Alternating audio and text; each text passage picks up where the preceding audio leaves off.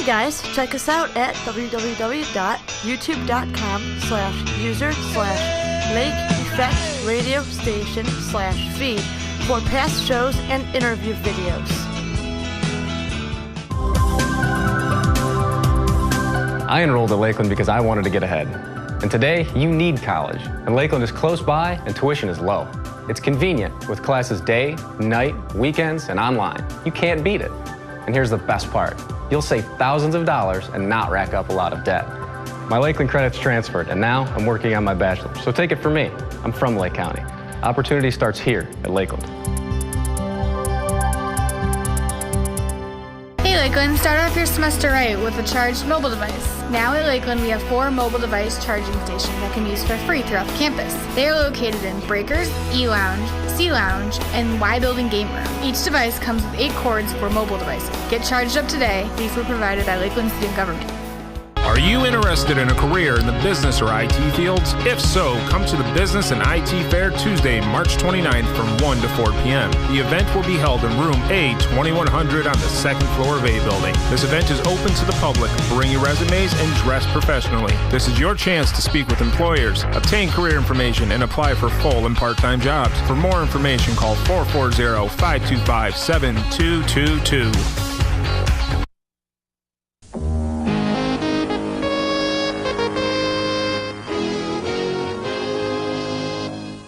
This is Lake Effect Radio.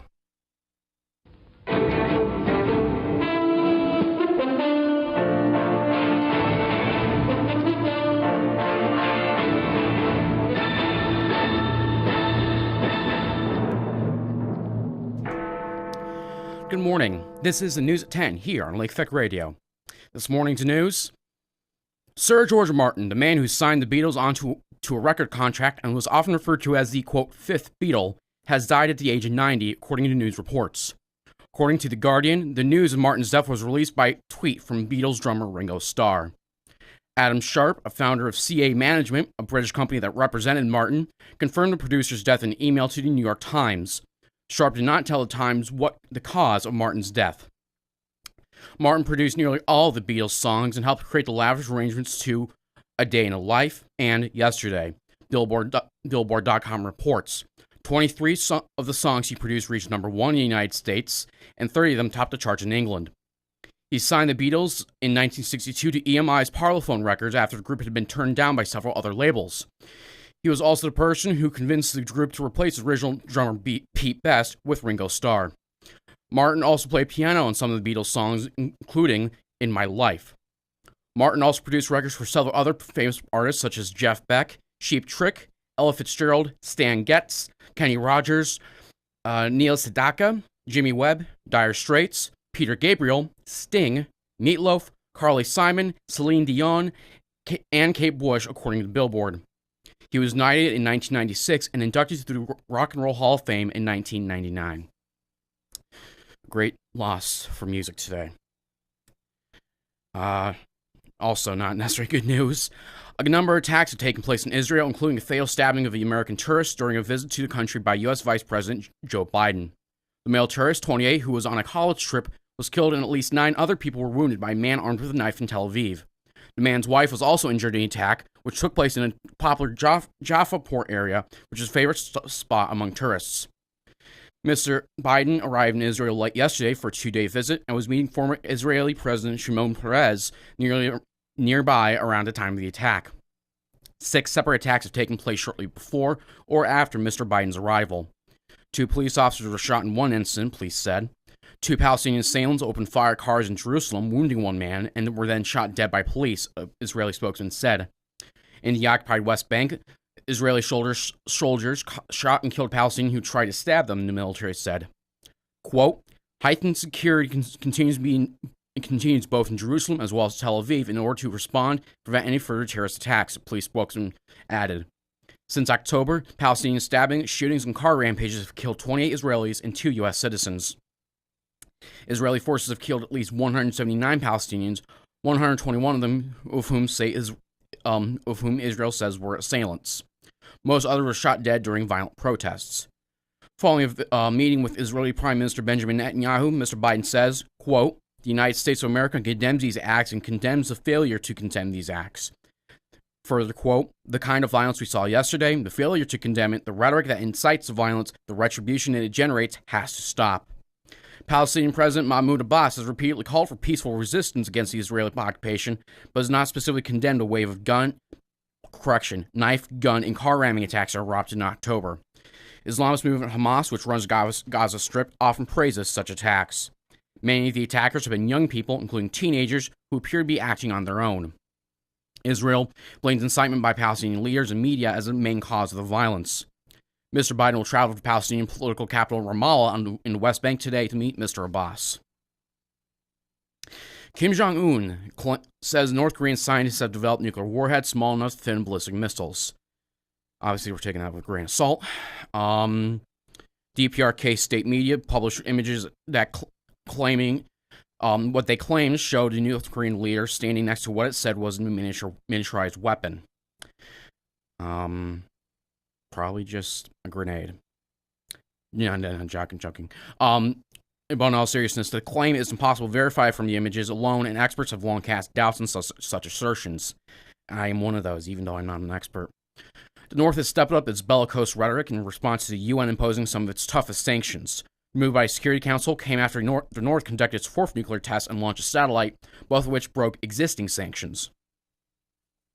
In recent days, Pyongyang has threatened to launch a, quote, indiscriminate, now I'm doing proper voices for that, nuclear strike in the U.S. and South Korea as they began the largest ever round of annual military exercises. The drills, known as Full Eagle and Key Resolve, are young eagles called foals because otherwise it makes it sound like horse eagle. Sorry. Routinely generate tension because, well, North Korea. The nuclear war has been standardized to fit for ballistic missiles by miniaturizing them.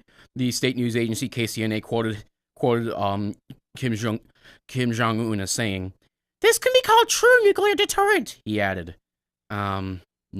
You have to get the things launched. You have to make things deliverable to be able to get a deterrent. And be honest, I highly doubt you got it on a Scud missile or anything, which I'm pretty sure is the only actually usable device that is in their inventory. Again, just guessing. Apparently, Kim Jong-un also expected nuclear warheads designed for thermonuclear reaction, the type used in a hydrogen bomb, the KCNA said. And so you know, that actually makes sense, because you do need a pretty big fission reaction to actually start a thermonuclear weapon. Just Google up the Talar-Ulam design for that.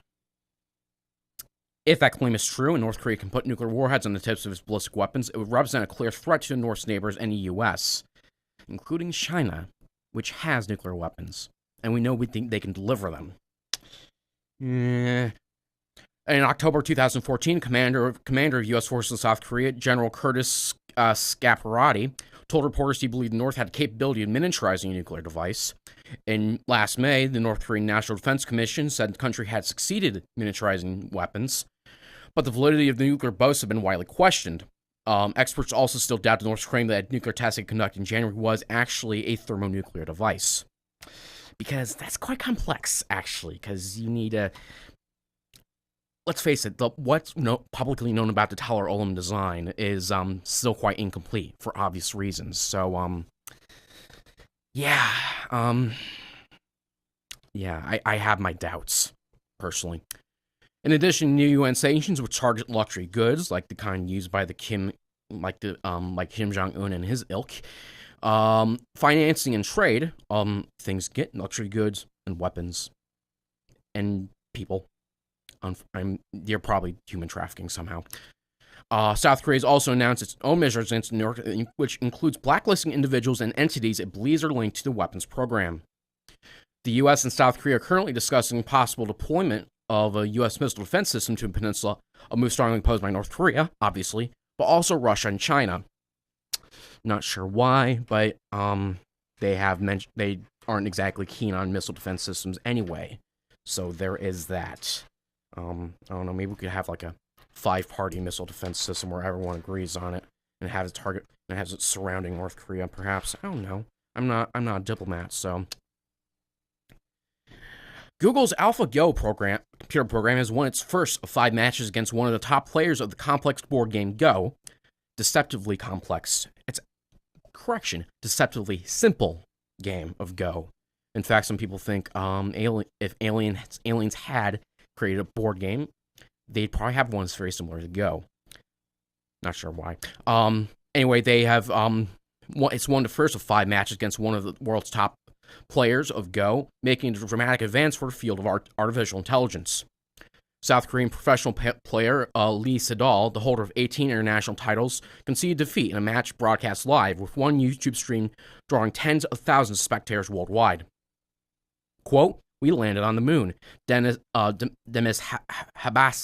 Hassabis, chief executive co-founder of Google subsidiary DeepMind, which built the device, said in a tweet after victory, quote, "So proud of the team." AlphaGo had made history in October by becoming the first computer program ever to beat a human professional player at the ancient Asian game, which many experts consider to be one of the most fiendishly complicated of its kind.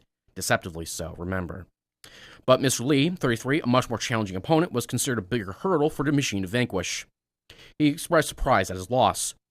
Quote, "I didn't think AlphaGo would play the game in such a perfect manner," he told reporters after a match. Quote, "I would like to express my respect to the programmers for making such an amazing program." Go, most popular in countries such as China, South Korea, and Japan, involves 2 contestants moving black and white stones on a square grid with the aim of seizing most territory.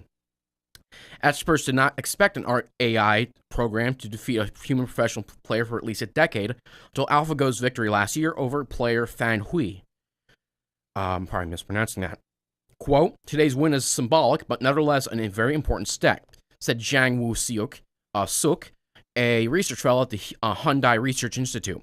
Quote, "What AlphaGo is doing is essentially cutting down the number of potential moves to consider." Google executives say Go offers too many possible moves for a machine to win simply through brute force calculations, unlike chess, in which IBM's Deep Blue famously beat former world champion Garry Kasparov in 1997. Brute force basically is by brute force they basically mean every single solution, finding every single one of them, and they're basically saying that there's not enough. I'm guessing not enough teraflops or whatever to do that, which makes sense. And Moore's law probably says it won't be for a while. Instead, they say AlphaGo is sought to approximate human intuition by studying old matches and using simulated games to hone itself independently, which is actually much more important if you think about it. Because as repeated, Deep Blue basically just did all the math and decided on the most opportune move, while AlphaGo is actually learning, which is probably the main thing. In recent years, scientists have made strides in getting computers to think and learn in ways approaching those of people, so artificial intelligence can one day assist in advanced fields such as healthcare and scientific research. Quote, "The ultimate aim is to use these general-purpose technologies and apply them to all sorts of important real-world problems," Mr. Habasis said ahead of the match. Wonder how that will go. Don't know when the next match is going to be, presumably there's going to be, but be interesting. And finally, before the break, a Ukrainian pilot in trial in Russia over killing the 2 journalists has addressed the court and says she will continue a hunger strike she has been on for 5 days. Nadia Savinchenko was making her closing statements in the trial. She denies directing artillery fire at the Russian journalist in June of 2014. She is reported to have refused all food and drink since March 4th, when the hearings was adjourned before she could make her final statement. At one point in her appearance on Wednesday, she leapt onto the bench inside the cage and showed the judges her middle finger.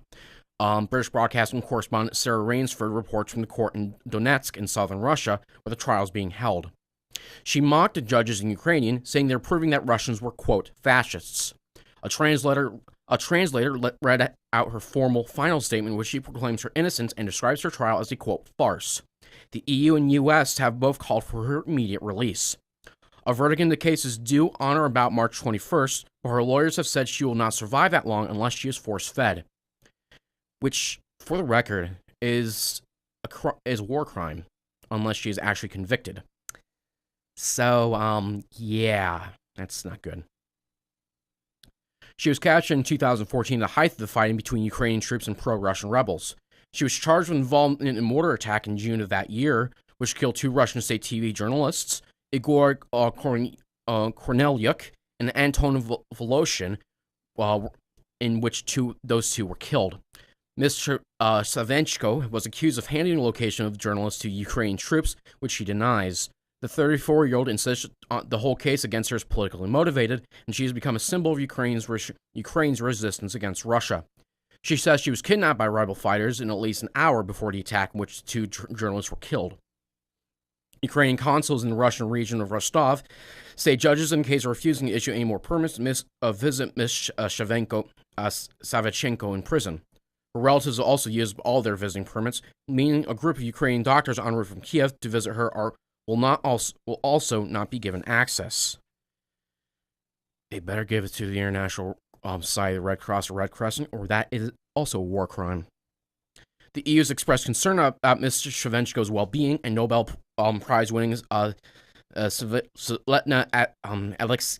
Alexievich is also among more than 4,300 signatories in an open letter urging European readers to act to secure freedom. Relations between Russia and the Ukraine, along with its Western allies, have deteriorated following Moscow's annexation of the Crimean Peninsula in 2014 and support for pro-Russian rebels in eastern Ukraine. We will now leave for a break and bringing you one of the late Sir George Martin's cooperations with the Beatles. After the break, this is Lake Effect Radio.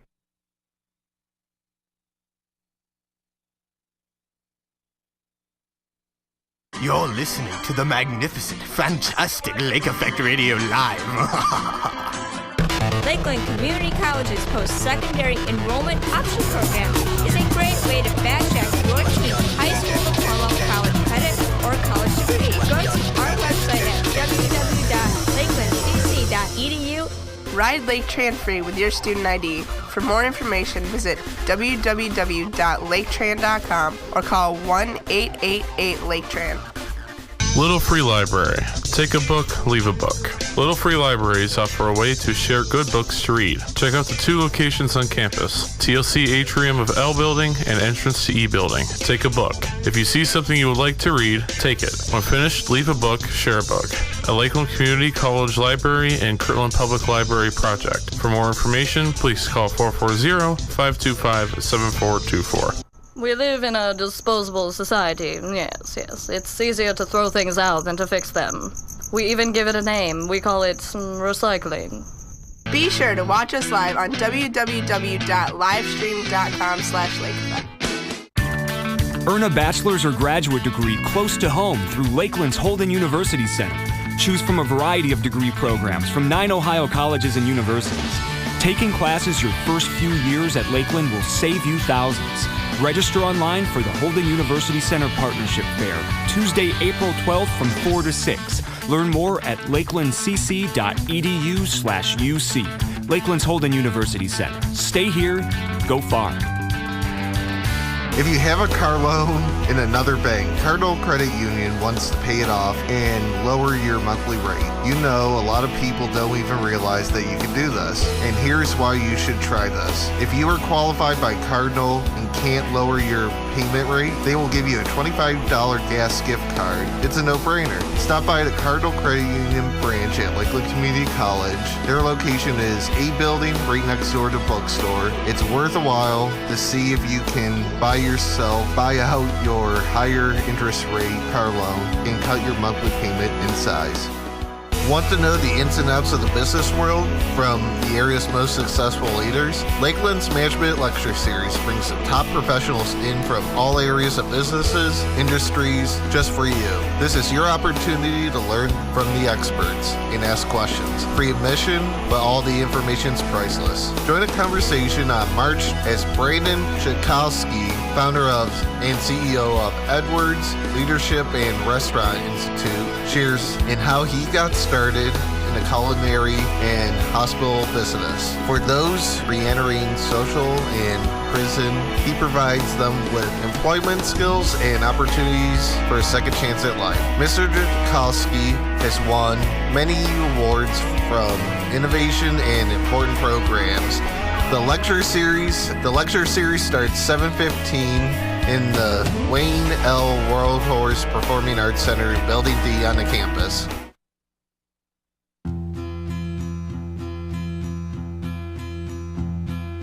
Yesterday, all my troubles seem so far away.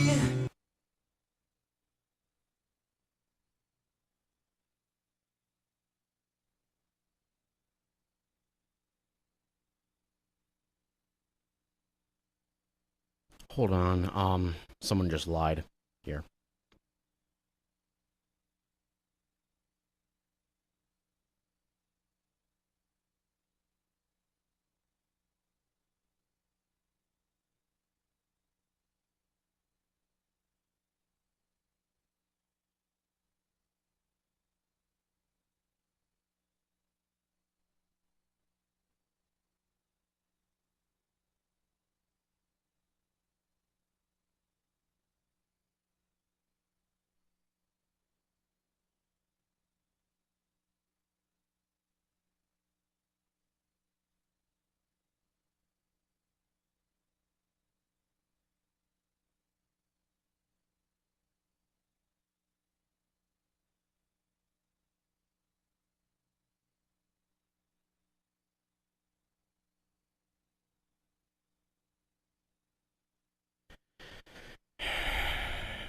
I must apologize for that. What I was trying to do, because Sir George Martin, who had worked on that song by the Beatles called Yesterday, I was trying to find it, and unfortunately, I can't reliably find it. So I must wait a second.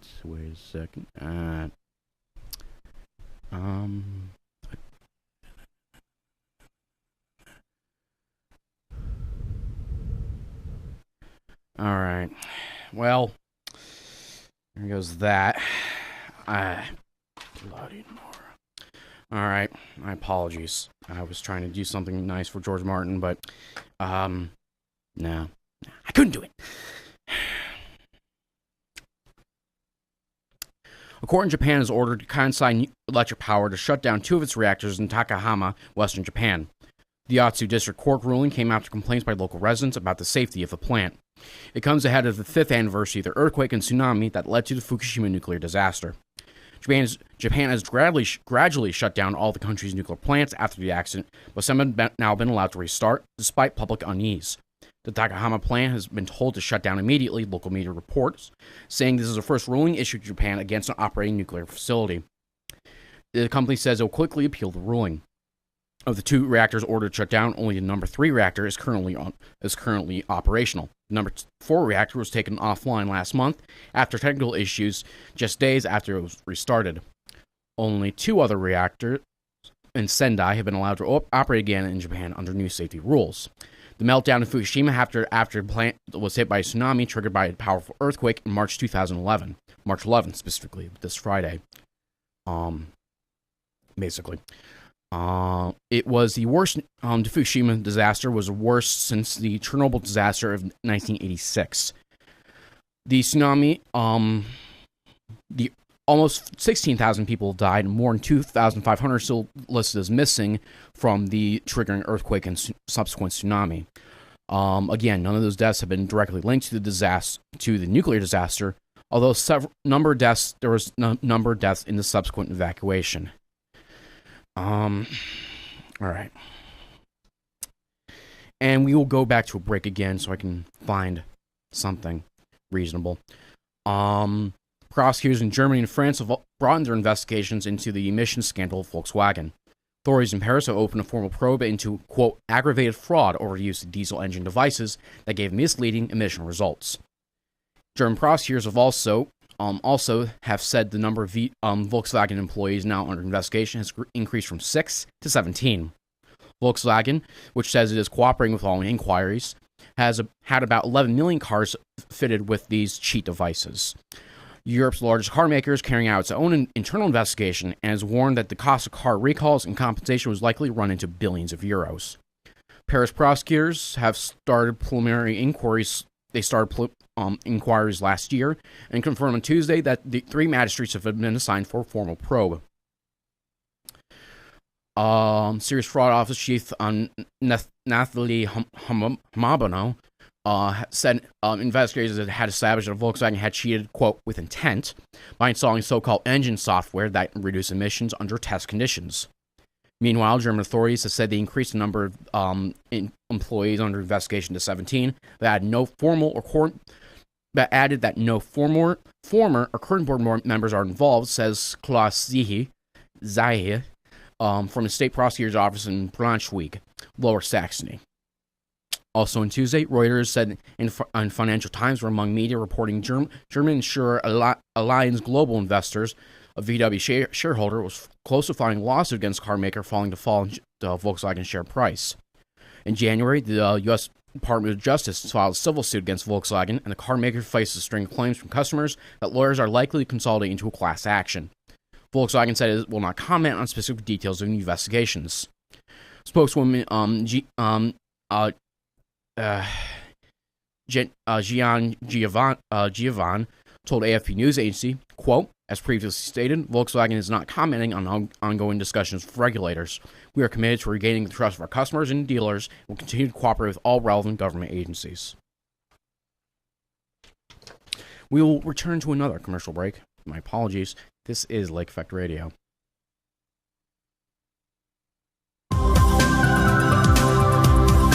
I enrolled at Lakeland because I wanted to get ahead. And today, you need college. And Lakeland is close by and tuition is low. It's convenient with classes day, night, weekends, and online. You can't beat it. And here's the best part. You'll save thousands of dollars and not rack up a lot of debt. My Lakeland credits transferred, and now I'm working on my bachelor's. So take it from me. I'm from Lake County. Opportunity starts here at Lakeland. Earn a bachelor's or graduate degree close to home through Lakeland's Holden University Center. Register online for the Holden University Center Partnership Fair Tuesday, April 12th from 4 to 6. Learn more at lakelandcc.edu/UC. Hey Lakeland, start off your semester right with a charged mobile device. Now at Lakeland, we have 4 mobile device charging stations that can use for free throughout the campus. They are located in Breakers, E-Lounge, C-Lounge, and Y Building Game Room. Each device comes with 8 cords for mobile devices. Get charged up today. These were provided by Lakeland Student Government. College Success Workshop Avoiding Plagiarism at Lakeland's Library, C3051, Tuesday, March 22nd from 12:30 to 1:15 p.m. or Wednesday, March 23rd, 6 p.m. to 6:45 p.m. Is it cool to copy and paste your information from a website into your research paper? Why do you need to cite your sources? Learn about plagiarism and how to avoid it in a free workshop. Register today at My Lakeland Student tab, schedule it, or for more information, contact the Lakeland Library at 440-525-7425. Watch us live at www.livestream.com/lakeeffect. Are you a single mom? If you are, there's a program called SMART, or Single Mothers Achieving Real Triumph. SMART is a support, networking, and scholarship program which helps single mothers achieve academic success. The requirements: you must participate and be a new student either in your first or second semester in college, have demonstrated financial need, or attend colleges on Tuesdays and Thursdays, at least 6 credits, and you must be available to attend workshops. Students must be enrolled in English 0111 or English 1111 to participate. This is an on-campus daytime program, and some of the program benefits are: you can gain access to resources which are available to students that you might not otherwise know about, acquire skills to help you interact effectively with instructors and college personnel, and meet weekly for support and networking. If you're interested in this program, give a call to the Women's Center at Lakeland Community College at 440-525-7322 or email vwilliams@lakelandcc.edu. Textbooks on reserve at Lakeland Library. Select textbooks are not available for students to check out and use in the library. Donations of current textbooks to the textbook on reserve. Programs are encouraged from instructors and students. If your textbook is not currently available in the library, please contact your instructor to provide a copy of their textbook for the Textbook on Reserve program. For more information on the library-initiated Textbook on Reserve program, please call 440-525-7424. I only feel angry when I see waste, when I see people throwing away things that we could use. This is Lake Effect Radio. For a low fee of $15, a thorough and educational full mouth cleaning along with dental care instruction, any needed x-rays, and a fluoride treatment can be completed for you at the LCC Dental Hygiene Clinic. The clinic is located on the ground floor of the 8th building and is open to all interested adults and children in the community. Call 440-525-7220 or stop in to make an appointment today. Lakeland Community College is hosting Spring Clean and Go Green Rummage Sale Thursday, March 24th and Friday, March 25th from 9 a.m. to 3 p.m. on the main campus, 7700 Clock Tower Drive in Kirtland, Ohio, in the Athletic and Fitness Center Auxiliary Gym. The public is invited to shop thousands of reused treasures donated by Lakeland employees, sponsored by Lakeland's United Way Committee. This green event encourages college employees to reduce their personal items found during spring cleaning to be reused, recycled, all while raising money for charity. Proceeds will be donated to United Way Lake County, which serves our needs to improve lives in our community. In addition to the rummage sale, local vendors will be selling recycled and handmade goods and other items. The rummage sale items include toys, household items, sporting equipment, lawn and garden tools, new merchandise, baby gear, children's clothes, electronics, DVDs, jewelry, collectibles, games. For more information, contact Mary Brown at 440-525-7824 or mbrown@lakelandcc.edu. Want to know the ins and outs of the business world from the area's most successful leaders? Lakeland's Management Lecture Series brings top professionals in from all areas of businesses, industries, just for you. This is your opportunity to learn from the experts and ask questions. Free admission, but all the information's priceless. Join a conversation on April 5th when Alison DeMayer, IT Manager of Enterprise Delivery Practices for Progressive Insurance, joins the lecture series. She is a Lakeland graduate and has actively involved or volunteered in many years Lake County's nonprofit agencies. She is committed in raising future leaders, creating opportunities for young professionals, and increasing awareness in the community and service. The lecture series starts at 7:15 in the Dr. Wayne L. Roadhorse Performing Arts Center, Building D of the campus. You're listening to the magnificent, fantastic Lake Effect Radio Live.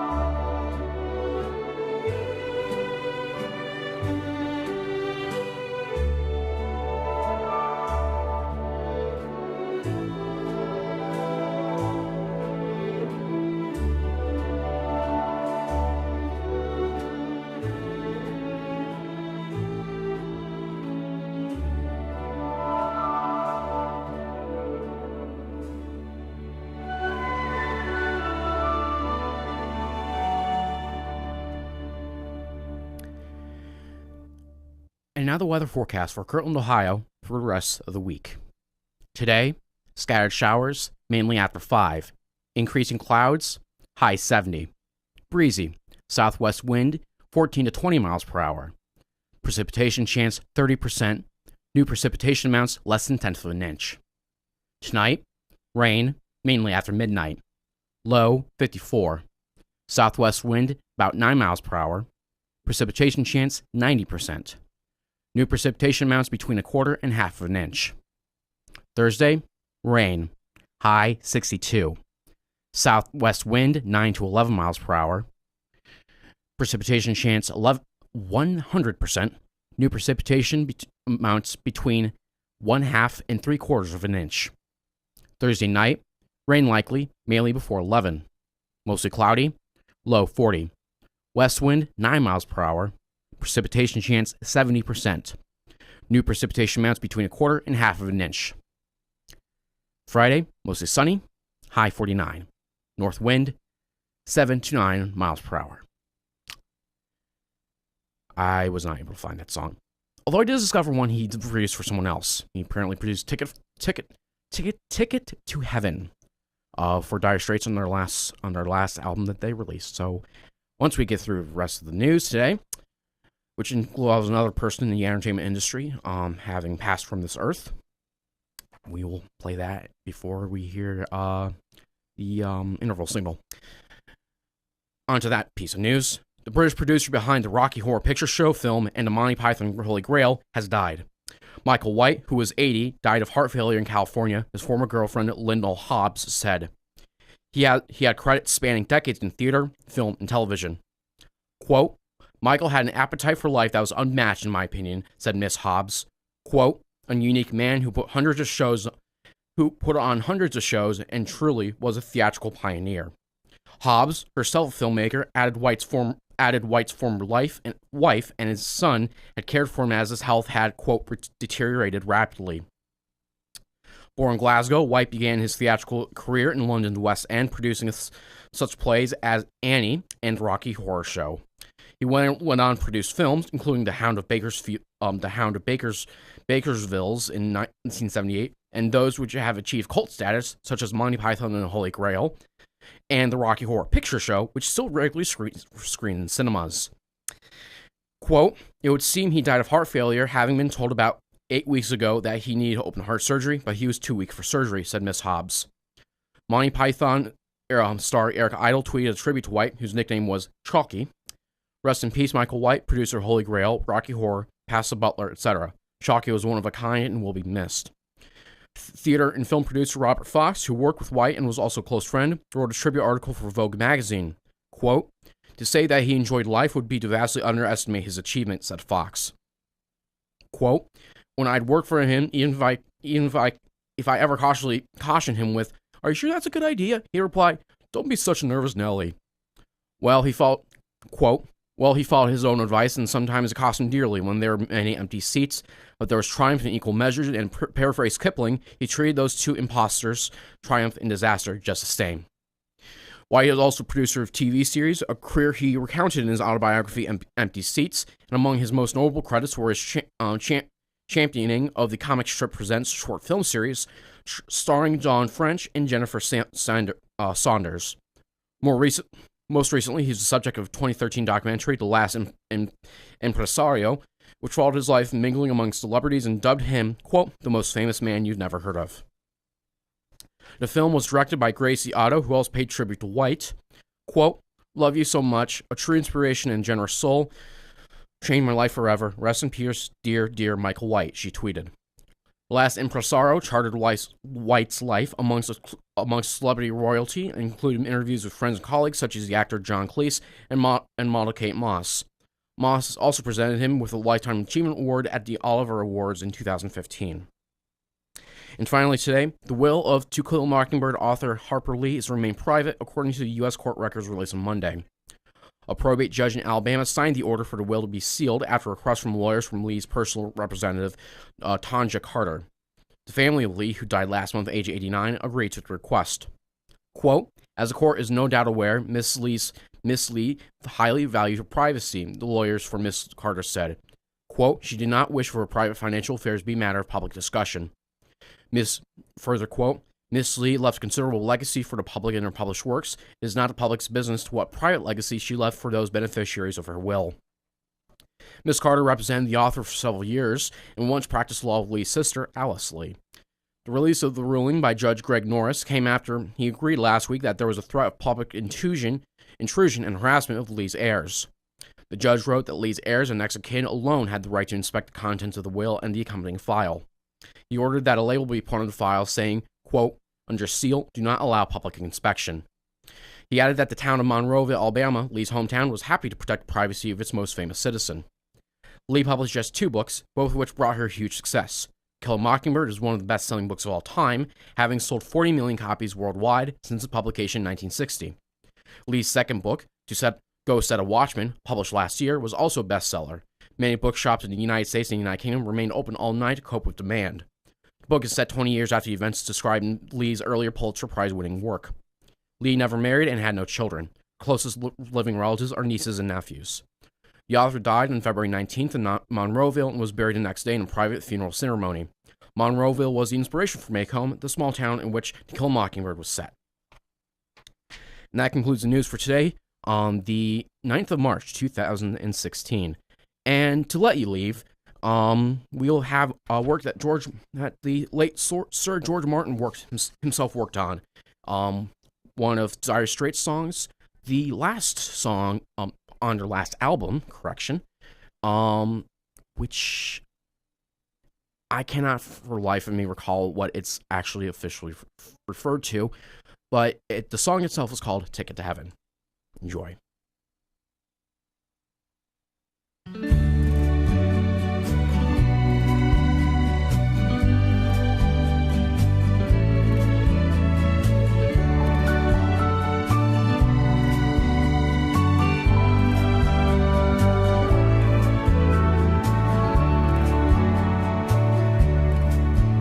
I can see what you're looking to find in a smile on my face, in my peace of mind, in my state of grace. I send what I came to the man from the minister race. He's a part of heaven's plan, he talks to me. Now I send what I came to the man with a diamond ring. He's a part of heaven's plan, yeah, and he sure can sing. Now it's all I can afford, but the Lord has sent me eternity. Save the little children in a poor country. Got my ticket to heaven, an everlasting life. I gotta ride all the way to paradise. I got my ticket to heaven,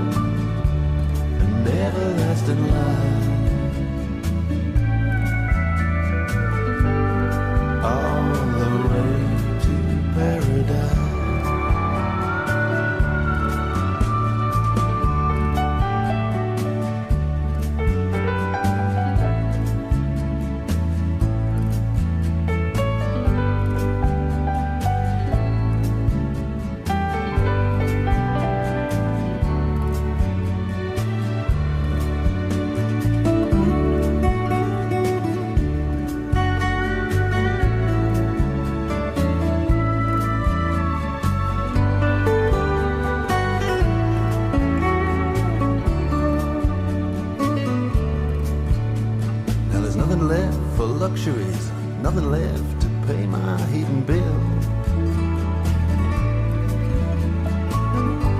But the good Lord will provide,